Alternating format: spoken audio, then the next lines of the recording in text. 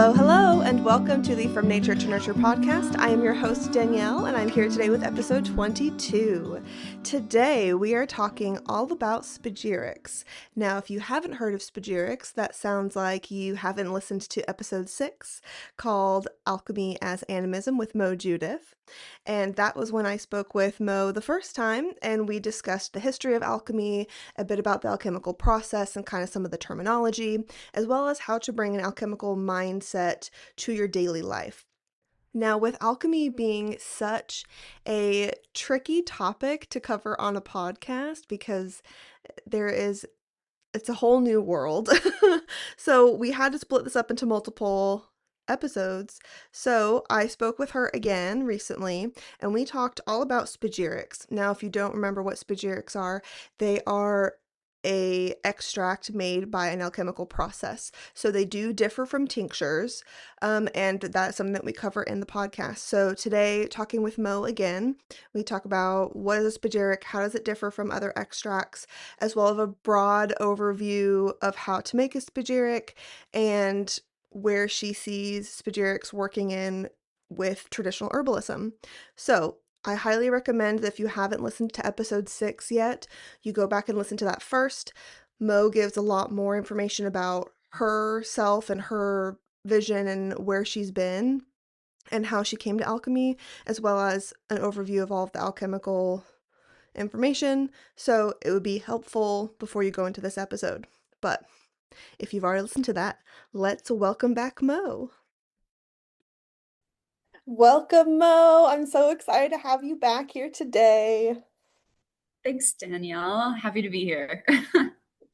For those who are listening, if you haven't listened to episode 6, Alchemy as Animism with Mo Judith, that is who we are speaking with again today. She is a spagyricist, and she is here to talk more about spagyrics particularly. But Mo, let's give a brief introduction of who you are, for those who didn't listen to the first episode.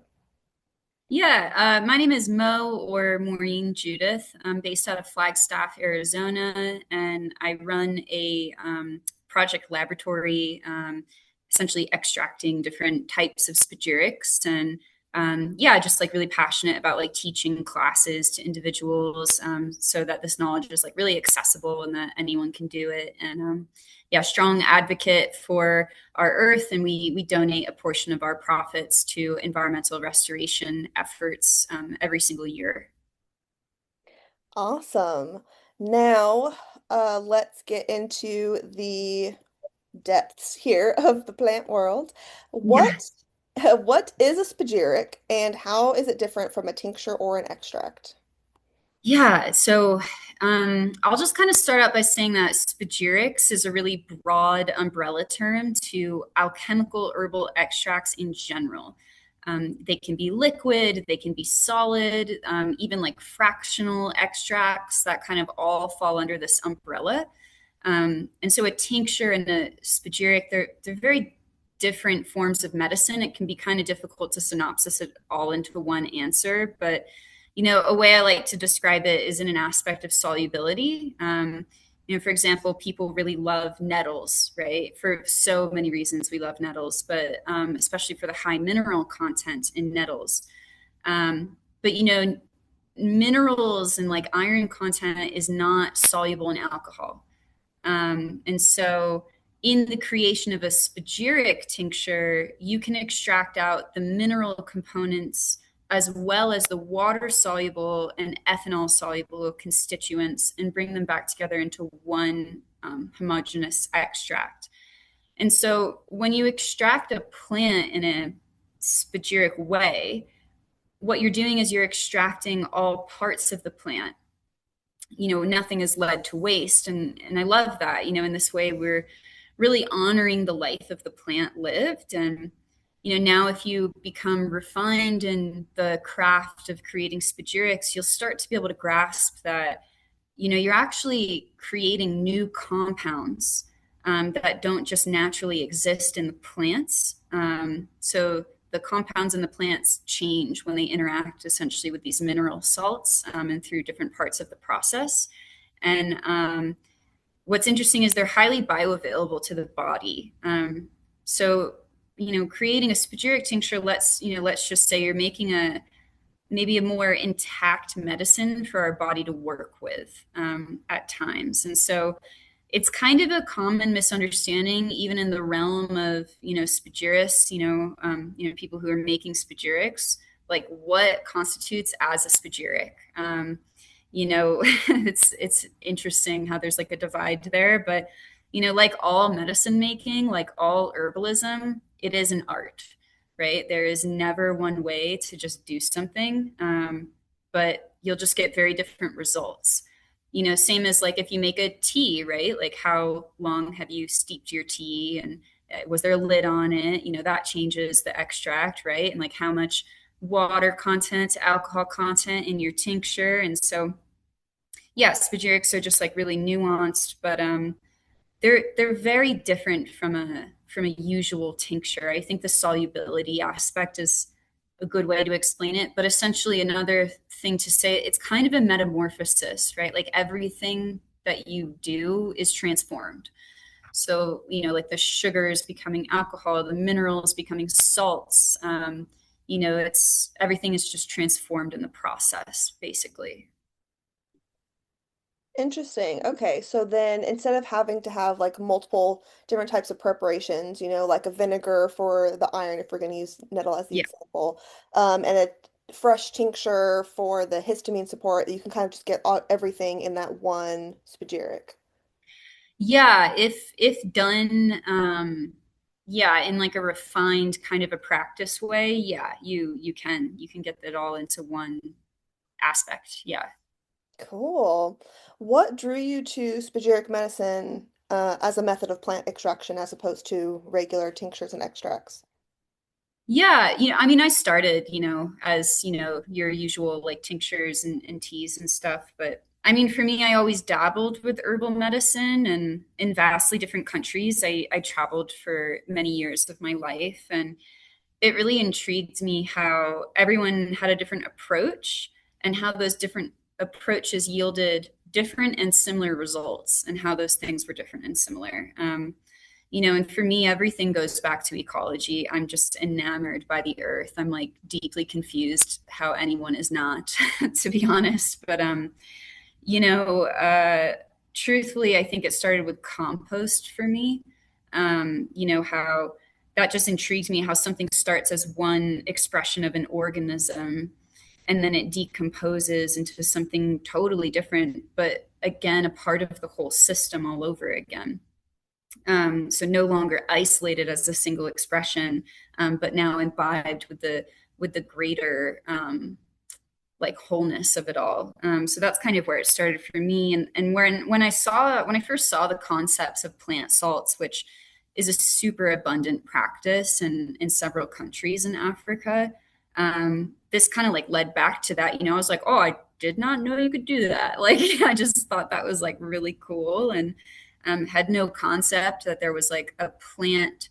There was like a salt in a plant. That just in general kind of like blew me away. And then when I started to find out, like, oh, you can put that back into into a tincture and make a, quote unquote final medicine, I was just blown away even more. And then I started to inquire more about like the chemistry of it, of like what is actually happening when that's going on. And I mean, you can say at that point, I just kind of became full-fledged obsessed.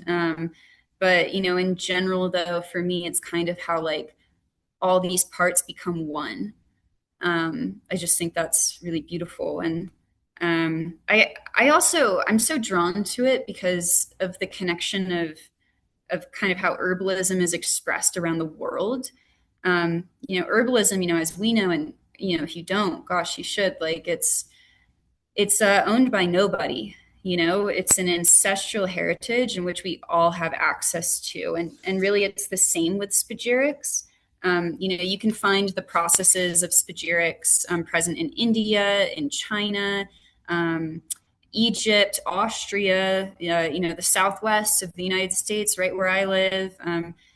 And that just astounds me because we just are so connected, and it just moves me. And, lastly, but certainly like the most important for me, and certainly what moves me the most in this world is that, in the process of spagyrics, it's something that I think people kind of forget in general when it comes to medicine making, because we live in such individualized cultures. But we didn't make up medicine making, right? Like, we received that from bearing witness to the cycles of the earth and copying them, calcination, fermentation, the water cycle, the nitrogen cycle, the carbon cycle. And, spagyrics is essentially a chemistry that is aligned with ecology. It's a human scale reenactment of the planetary processes that have birthed not only just us, but everything.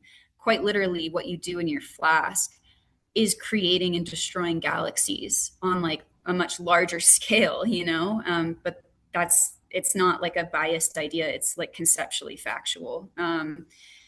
And so, yeah, that just drove the dagger home, because, I'm an advocate for the earth above everything else in my life. And so, yeah, I'm just so moved by that.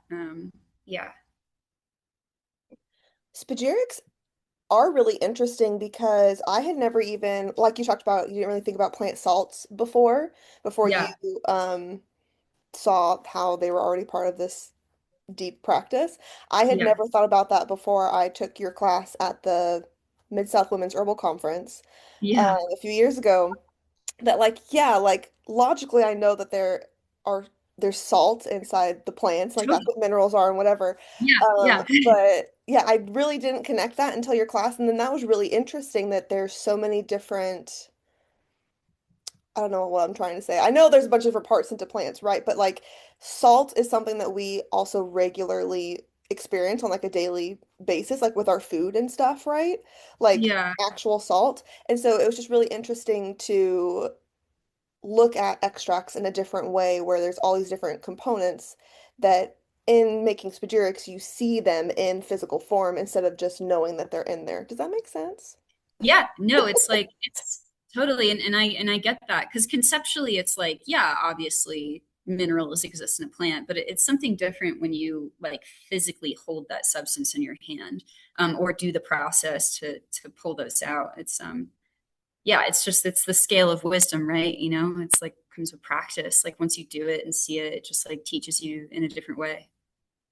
Yeah. And then to your point when you're talking about how there's herbal practices everywhere and how it's an ancestral practice. Yeah. That's something that I always like to hit on too, is that in this world where everything is so focused on divide, a plant-based practice, no matter what plant-based practice that is something that unifies every culture, every people. It's Mhm. everywhere. So whether it is spagyrics, plant salts, traditional herbalism, like using like smoke blends, like whatever, like there, it's everywhere. And it's something that can help like bring more people together. And I always love looking at different cultures and seeing how different cultures interact with the same plant and their Mhm. different experiences that they've had. It's so beautiful. Yeah, yeah, it just gives me like chills. Yeah. So you had a like a little bit of an herbalist practice before you learned about plant salts and spagyrics? Yeah, I mean, I grew up across the street from like a nature preserve, and Mm. just was like that kid, kind of like running around, like putting rosemary in my hair, and like, just so enamored by like the natural world. And yeah, there was an amazing herbalist where I grew up. I was like that, 13-year-old, like knocking on my apothecary door, just like, oh, like, can I hang out? Like, you know, and so yeah, from a really young age, it was a deep interest of mine, and like medicine making kind of became more of a forefront aspect in my life. Kind of when I turned 17, kind of around then is when I started doing a lot more with it, and yeah, then traveling to the natural world is like what drew me to the places that I went, not necessarily like the larger cities. And so yeah, like meeting various plant people and people who still kind of spoke the language of the earth, and like me sharing knowledge with them, what I knew, and then them sharing with me, and like, yeah, just yeah. Beautiful. I love that. More about community than about extracting information. Yeah, definitely. I mean, it certainly started in that place for me. Yeah. So I want to get a little bit more into specifics of spagyrics because they're still a bit hard to like wrap your head Yeah. around in terms of what they are versus what they're not. So I remember that when I took your class at the conference, there were specific elements that were very important in terms of how you make a spagyric and what they're all consistent of. So can you walk us through the salt, sulfur, and mercury aspects and how those relate to plants and people? And then I want to talk about how to make a spagyric because I think that process is fascinating. Yeah. I mean, I'll just say like making a spagyric is really, really nuanced. But we'll get into that.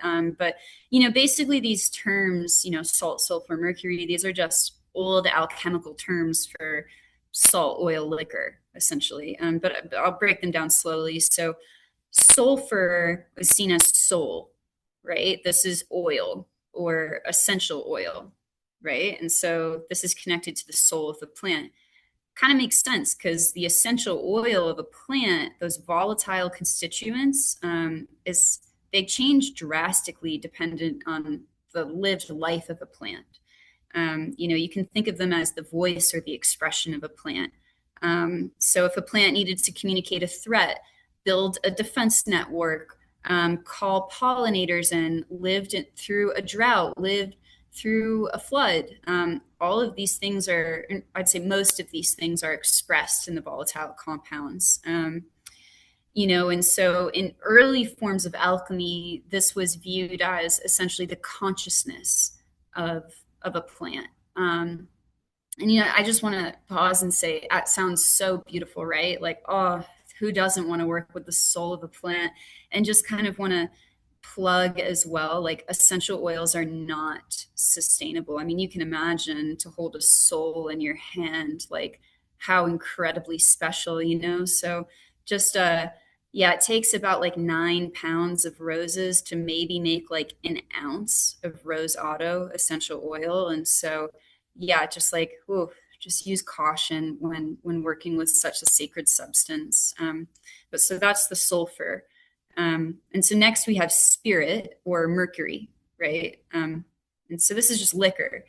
It's just an old alchemical term for it. You go to the spirits shop and you buy a bottle of liquor, right? So it's just an old alchemical term, yeah, for ethyl alcohol essentially, or ethanol. And so it's the mediator, the bridge. It's between like kind of the body and soul, between polarities, right? It makes sense because if you take the salt of a plant and you put that with the soul, you'll have no spagyric reaction. Like you need the mercury, you need it to catalyze these reactions. And so the term Mercury is likely coming from Mercury the god or Hermes or Thoth. They're kind of the same archetype. And now that archetype was also like, it was seen as like the messenger of the gods. In some lineages, it was known as the bestower of knowledge to humans. Um, and so that's Mercury, liquor. And then salt, which I should say there's salt and then there's salt of salt, reading old alchemical texts, right? And so salt is ash. Salt of salt is the purified mineral content that you get from the ash. It's largely potassium carbonate, like that's usually what is locked up in that mineral matrix, along with different like trace elements or like iron, like we talked about. Yeah, and usually this is the one that people get really confused on, but it's quite simple if you see it through. I just encourage, like, if anyone's curious about making spagyrics, like, and just like herbalism in general, I always urge people to get a teacher because it can make a lot more sense just like having someone do it right in front of you. Um, but yeah, it's the mineral matrix of the plant, if you will. And so these salts, once you extract them out, they're alkaline and rendered, by the spagyrist like water soluble. right? And so they act as really powerful catalysts and carriers to the final medicine. And so with these three things, essentially all plant constituents are in those three categories. Can be extracted out with the sulfur or the salts or the mercury. And Yeah, to make a spagyric, it's a fairly simple process, but to be honest, it's just so nuanced. Like it's like it's yeah, like if you were to do specific things, it would just like drastically change the medicine that you're making, to be honest. So like I'll just say like making your salt, you just take that body of the plant after you've made your tincture, you burn it down way longer than you probably think you need to.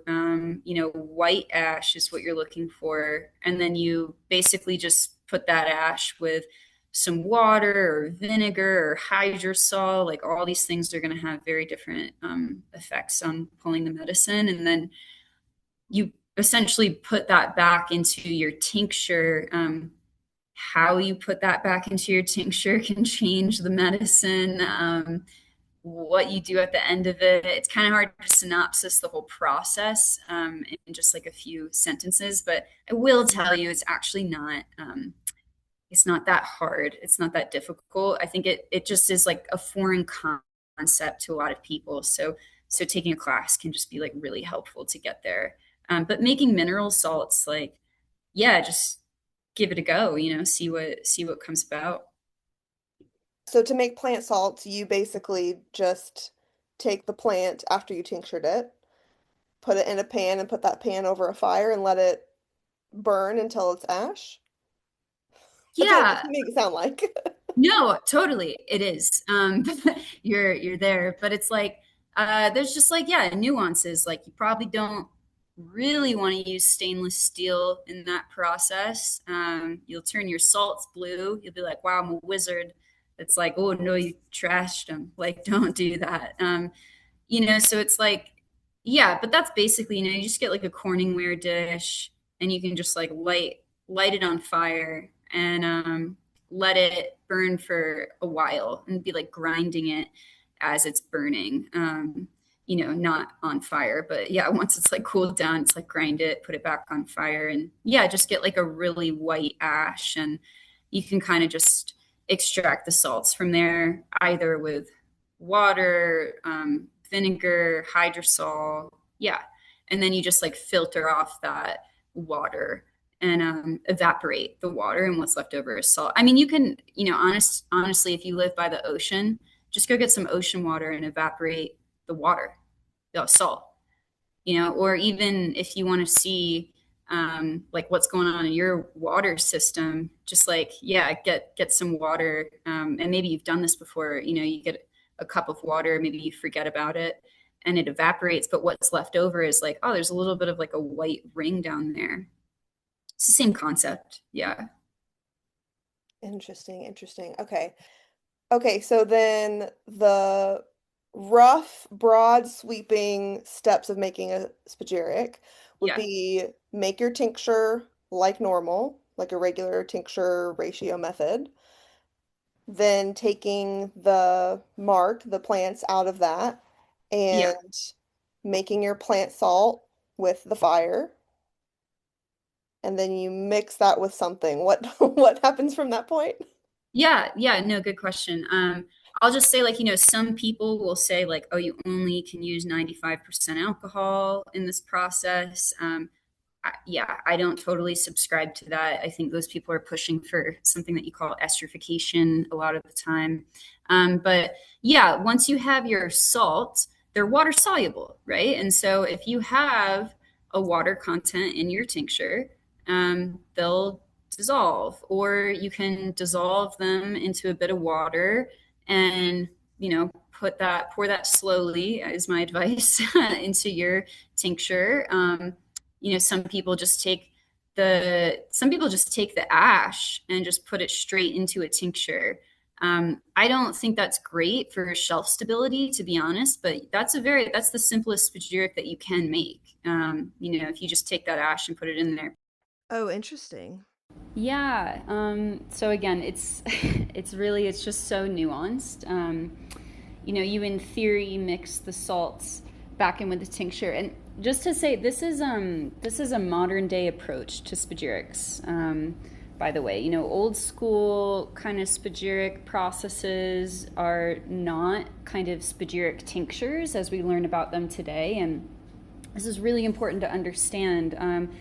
I'll try to explain a bit of the nuance just now, just maybe even focusing on the tincture solution, right? But so if you use 95% alcohol, or if you use 70%, 40%, right? Like this is going to have drastic effects on the medicine. If you have water in your tincture, for example, the water-soluble salts will disperse and dissolve much more easily. But then you're also increasing the ions, right? And so with that increase, you can push other compounds out of solution that you might have wanted to keep.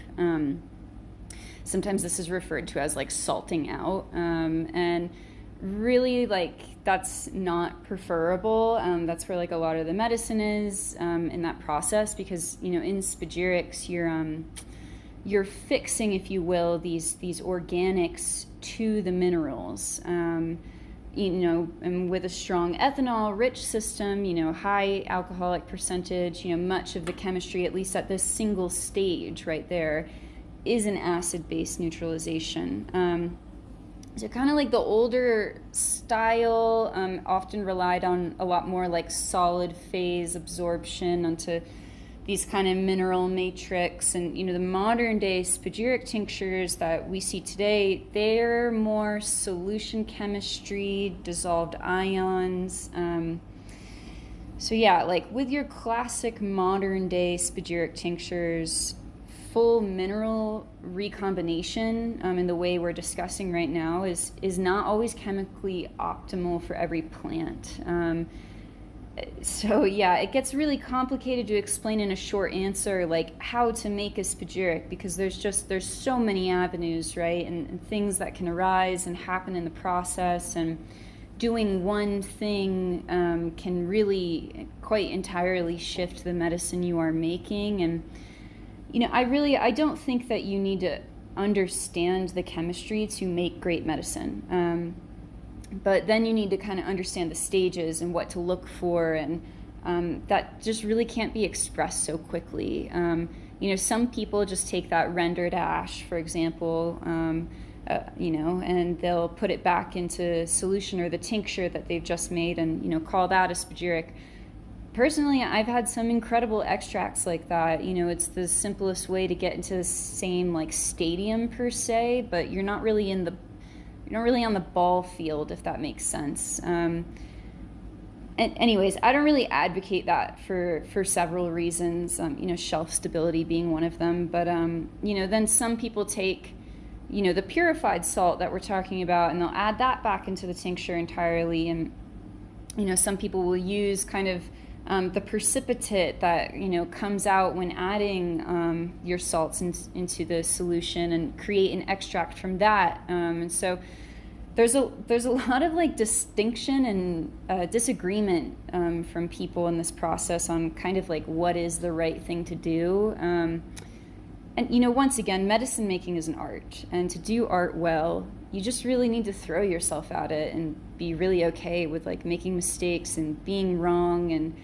I advocate for folks to find a teacher that they feel aligned with, and take a class, just simply because it's just, it gets really nuanced. Yeah.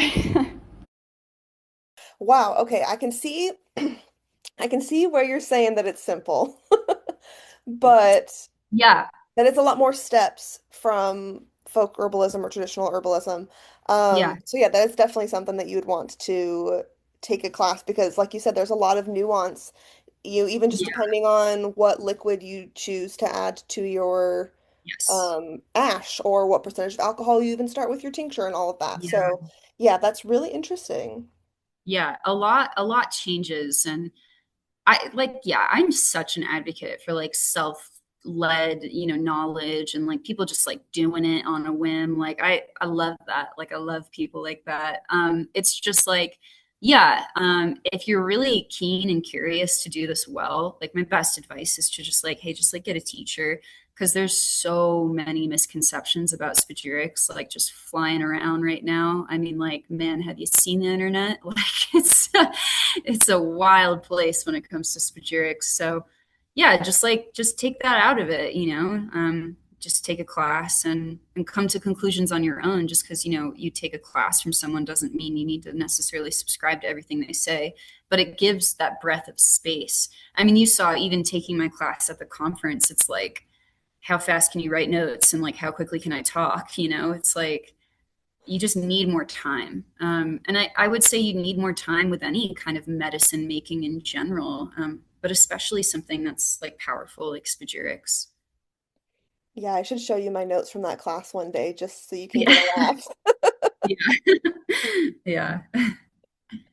Yeah. Okay, so obviously, as we just learned, making spagyrics can be a lot of trial and error in the beginning because there's so much Yeah. nuance to it and so many options. So, have you ever had a failed spagyric, and what did you learn from it? Oh yes. Failures are our greatest teachers, and we should never lean away from them or be afraid of them, regardless of how society maybe wants to present that aspect to us. But yeah, I mean, man, I've said it. I don't even know how many times in this podcast, but spagyrics are just nuanced. You have situations that arise that you weren't looking for, and it's when you have those situations arise that you actually like learn that A, they exist, and B, what to do. And then see like what resonates with you maybe is different from someone else. But it's like, yeah, you push your pH too high, you'll certain compounds will fall away. Changing the medicine, you put your salts directly into your tincture, like you might risk chemical shock, which is where you kind of rapidly change the pH, degrading certain compounds. Maybe you wash your salt only once and like you get a small amount of minerals. Maybe you used vinegar, maybe you didn't. Like, it's just so nuanced. And so you have to make failures to learn. You have to make mistakes. It's a part of the process. It's incredibly important. And I think because we live in the age of information and with kind of a lot of superiority complexes having reared their heads, people often forget that the act of medicine making is a craft that is only done successfully in a relationship. And like, show me one person that hasn't learned something from a relationship. And that's a beautiful thing. And here's the thing: like, relationships need to be stewarded because they evolve and they change. So it's like you need to find the lines to know. You weren't born knowing. And so, yeah, have I had failures? Oh my God, more than I can count. And they've been my greatest allies, truly. Yeah. What was like your wildest spagyric experience? Like something where you're like, "Whoa, that absolutely should not have happened," but you just like messed up. Do you know what I'm saying? Yeah, I don't know if I had like a really wild one, but initially, like, yeah, doing this process, like, I didn't first have a commercial laboratory, right? Like I didn't just like walk into the situation that I'm in now. But yeah, like first doing this process, like I don't know, like 9 years ago or something like that. It kind of just came about from like, yeah, burning on like tin and like stainless steel, and like my heat went too high, and so I like made all my salts blue, and I was like, oh, what is that? Like, having no concept. And then like turning to forums on the internet and asking, and then people being like, oh, that's a really good thing. It's like, man, yeah, obviously it's not, but yeah, stuff like that really. And with working with plants, I'll say like those mistakes are the plants are very forgiving, right? Like if you know my work, you probably know I'm extracting like gold and like copper and like metallics and shells, and non-plant items. And when you extract things like that, it becomes a lot more dangerous, and you do need to know more about chemistry. So just kind of like advocating for that here. I think people hear spagyrics and they term like gold under that, but spagyrics is actually a term for just like the herbal work very specifically. So um, yeah, I mean, so many. I love my mistakes. Love them. So as spagyrics are starting to get more popular Yeah. and we're seeing them Mm. listed on like bigger company websites, and some spagyrics are getting further away from smaller makers like yourself. Um, I know that there is probably just like the same problem within herbal medicine of a lot of that craft being lost or diluted Yeah. down to make a product that is more mass consumable. Yeah. Um, so I would actually love to know, is there a way that people can tell if a spagyric is a true spagyric, or they're just kind of using the term to make it more marketing friendly? Yeah. It's a really good question. You buy any main supplement, you're losing something, right? Whether that something is connection or relationship. I said it, but it's like I meet so many people that go to make medicine and seek to extract a plant that they've never even met before. And, it's like suddenly the conversation of spagyrics turns to this extractive culture of like, oh, like, did you follow the processes outlined by Paracelsus to a T or Manfred Junius? Or like, did you keep your polyphenol content? Or like, what's your pH at the ending? Or like, did you like push your salts into solution? And like suddenly it becomes about something totally different. And yeah, like if that resonates with you, like cool, like buy that product, like to me, it doesn't. And so I don't have a direct answer of like who can be aware. I think in general, that's where you just need to know your medicine makers. You need to know them. You need to meet them. You need to ask questions. Don't ever be afraid to like ask questions to somebody about their process. Yeah, I think maybe that's my answer. Yeah. Yeah, no, that's a really good answer because it's the same kind of issue like you're saying within the whole herbal realm in general of like the bigger the company gets, the bigger the business gets, Hmm. oftentimes quality has to go down to be able to grow because Yeah. being in right relationship with the land and truly getting to know your plants and like what you're working with is expensive. It takes a Hmm. long time and it takes a lot of money working with local farms or going and harvesting your own or whatever. And so I could see the same thing being a problem in the spagyric realm as well, because you can see that there's so many layers, like I said, of connectedness, where you're Hmm. having so much relationship with the plants as you're going through this multi-step process of really getting to know each element of the plant as you're making your spagyric, that a lot of that is lost if you are using like the newer technology, the higher machines to be able to pump out more to white label to send to a big business or whatever. Yeah, it's like I don't know. I think people can do it in a good way, and I think that I think no matter I don't know. I think maybe I'm just like a biased individual at the end of the day, but like I think if you are creating your business to fit the outlines and demands of the capitalistic structures that run the companies, that what are you doing then? Who are you building this for? Like personally, I'm building this for the earth. And it might not sound like that, but like, yeah, I donate my profits. It's like, not all my profits I have to eat, but like, yeah, like you just, you kind of lose track when you end up on someone else's road that they carved. And I think that you can, end up on the road that they carved, but you just got to be really aligned and you have to be ready to say no. You have to be ready to say no, and money is enticing. I don't know. I mean, not everyone is desiring to do that. Yeah, and I think something that I love about your products is like your products really highlight the bounty of the earth already. Like you Mm, can really feel, see, taste the vibrancy, mm, where they're really just like you're saying, like you're doing this for the earth, like it's just shouting like praise the earth, or like I don't know how to say it, but like you know what I'm saying, like your products are just so beautiful, and mhm. that work really does show that you're highlighting the beauty of the earth and working with these intense processes to really bring the plants to the people and kind of help bridge that gap that can feel kind of wide sometimes. Yeah, no, thank you. Thank you. Well, I have one final question, and it's a big Yeah. one. Okay.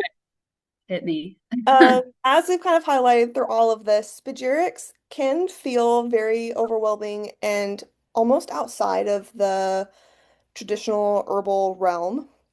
Um, but they're also kind of having a comeback. Spagyrics are becoming Yeah. more popular. Yeah. So, how do you hope that spagyrics will evolve within modern herbalism, and what role do you think that they will play in this new herbal renaissance that we're living in today? Yeah. This, I think about this a lot in my personal life. Um, I think it could be great.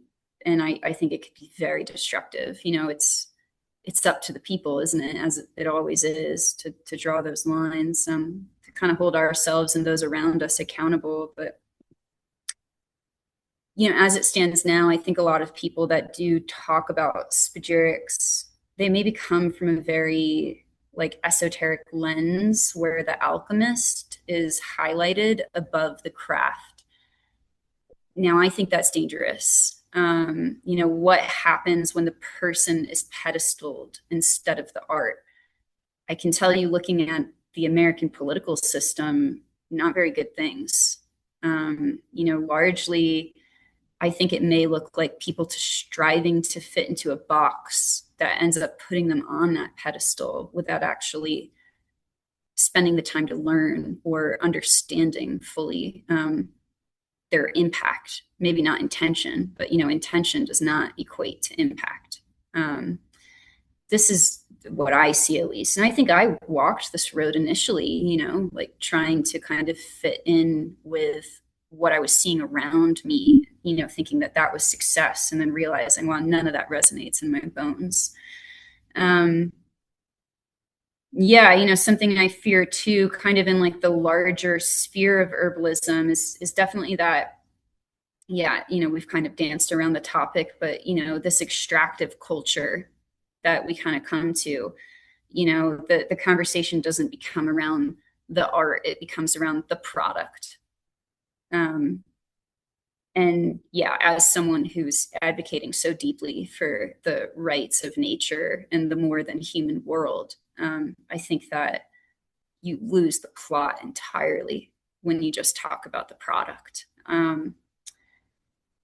Yeah, spagyrics and like glittery letters right now, it's like enticing people, exciting people. And I think um yeah, I think about the people that I know that are extracting like at risk, threatened, and endangered plants.